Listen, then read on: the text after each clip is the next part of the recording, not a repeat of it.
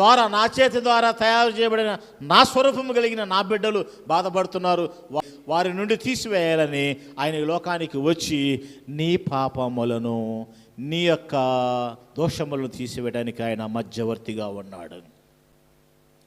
ఆయన ఏం చేస్తున్నాడంట? పాపమును గురించి, రెండవది నీతిని గురించి, మూడవది తీర్పుని గురించి. మధ్యలో ఏముంది? నీతి ఉంది. నువ్వు నీతిని అనుసరిస్తే ఇప్పుడు ఏమవుతుందో తెలుసు? నువ్వు ఇదిగో నివాసము. రాజకీయ నాయకుడు మన ఇంటి ముందుకు వస్తే మనం గడగడలాడతాం, ఎవరైనా అంతే. లేకుంటే ఒక సినిమా హీరో మన ఊరు వస్తే కుర్రకారంతా లక్షల మంది రోడ్లు ఎక్కుతారు. చూడటానికి వాడెవడో మనకు తెలియదు, మనం ఎవడో వాడికి తెలియదు. అవునా కదా?